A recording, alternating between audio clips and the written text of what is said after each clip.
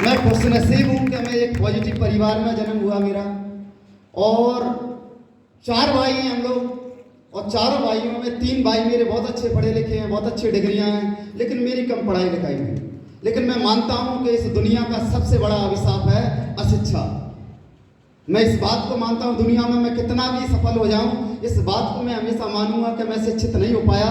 आप जो भी करें, लेकिन अपने बच्चों को शिक्षा जरूर दिलाएं। यहाँ से मैं सबसे बड़ा मैसेज देना चाहता हूँ, शिक्षा का कभी विरोध नहीं करें, क्योंकि शिक्षा ही आपको ऊपर तक ले जाएगी। यस, शिक्षा ही आपको ऊपर तक बनाए रखेगी, और शिक्षा ही आपको ग्रोथ देगी। एक बार बड़ा बन जाए, लेकिन अगर शिक्षा आपके पास नहीं हो तो नीचे भी आ सकते हैं। तो मैं हमेशा मानता हूँ कि मेरे पास सबसे बड़ा अभिशाप रहा, और आप लोग कुछ भी करें, मैं कुछ भी करें, अपने बच्चों को पढ़ाई लिखाई जरूर कराएं, भले ही आधी रोटी कम खिलाएं। पहला मैसेज। दूसरा, मैं आपको बताना चाहूँगा कि चारों भाई में मैं सबसे कम पढ़ा लिखा था।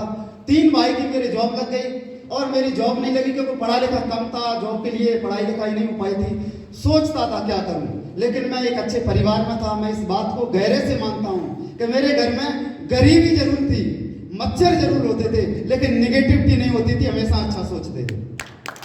और वही कारण था कि मेरे जीवन में आरसीएम बिजनेस आया, प्लान देखा, समझ में आ गया। और मैं आपको बता दूं, ये बिजनेस अब अभी चल रहा है, रेंग रहा है, जो भी है, लेकिन ये बिजनेस अब दौड़ने वाला है, उड़ने वाला, तैयार हो जाओ। आने वाले समय में हमारे बीच में एजुकेशन लेकर लोग आ रहे हैं, डिग्रियां इसकी होने लगी, गवर्नमेंट हमको सपोर्ट कर रहा है, गाइडलाइन बन गई, पूरा रोड मैप तैयार है। आने वाले समय में बड़े से बड़े लोग इस बिजनेस के अंदर आएंगे, बड़े से बड़े लोग इस बिजनेस के अंदर आएंगे। लेकिन मैं आप लोगों से एक निवेदन करूंगा, इस बिजनेस में यदि आ गए, प्रोफेशनल तरीके से करिए। सर ने बोला, सचिन तेंदुलकर ग्राउंड में प्रैक्टिस करता था, हम गलियों में छक्के मारते थे। गलियों में छक्के मारने वाले शतकवीर नहीं बनते हैं। प्रोफेशनल तरीके से करिए, सीखिए, क्योंकि आने वाले समय में बड़े से बड़े लोग आपकी डाउन लाइन में आएंगे, बड़े से बड़े लोग। मैं आपको गारंटी दे सकता हूं, आपके शहर का कलेक्टर भी आने वाले समय में आरसीएम ज्वाइन करेगा। लेकिन अगर आपके अंदर काबिलियत नहीं होगी, कलेक्टर आएगा जरूर और जाएगा भी।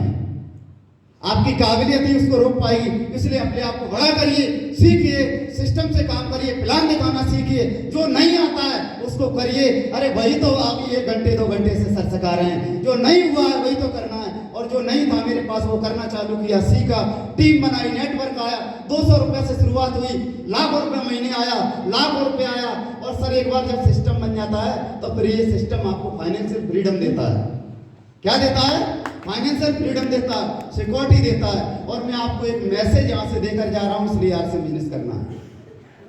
2010 में 2021 में 10 मई को मेरे साथ एक घटना हुई, मुझे पैरालाइसिस हुआ, टोटल बेड में चला गया। आपसे मैं कहना चाहता हूं कि एक व्यक्ति को अगर पैरालाइसिस हो जाए तो क्या वो काम कर पाएगा?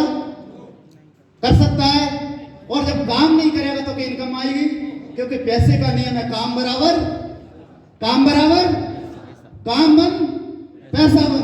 लेकिन ये सिस्टम ऐसा है, एक बार आप इसको खड़ा कर दें, एक बार इसको बड़ा कर दें, एक बार इसको बना दें, फिर ये आपके हाथों में नहीं रहा, आपके पहुंच से बाहर निकल जाता है। और वो काम मेरा हो चुका था। 10 मई 2021 को मुझे पैरालाइसिस लगा, 11 महीने बिस्तर पर रहा। 11 महीने बिस्तर पर रहने के बाद लाखों रुपया आरसीएम से मेरे घर में आता रहा। ये पावर है आरसीएम की, इसलिए करना चाहिए। मुझे चिंता नहीं थी मेरा इलाज कहां से होगा, मुझे चिंता नहीं थी कि अगर जिंदगी भर के लिए मैं अपाहिज होगा तो मेरे बच्चे का क्या होगा। मैं गारंटी के साथ, दावे के साथ कह सकता हूं, जब मेरा बच्चा वयस्क होगा, उस दिन उसके नाम से कम 20 लाख रुपए महीने के आ रहा होगा, गारंटी से। और ये काम मैं करूंगा। हम सोचते हैं बच्चे पढ़ लिख जाएं, नौकरियां करेंगे, नौकरियां बच्ची कहां हैं? गवर्नमेंट का नियम है, कोई भी संविधान बोलता है जनसंख्या के अनुसार 2.4% ही लोगों को नौकरी मिल सकती है। 140 करोड़ हिंदुस्तानी, 3 करोड़ से ज्यादा नौकरियां नहीं मिल सकती। और आने वाले समय में रोबोट टेक्नोलॉजी हमारी नौकरियां छीनेगी। क्या करेंगे? व्यापार करने के लिए पैसा नहीं है। लेकिन मैं कहता हूं कि आरसीएम बिजनेस अगर हिंदुस्तान में है तो एक भी व्यक्ति बेरोजगार हो ही नहीं सकता। बहुत बहुत धन्यवाद। जय आरसीएम।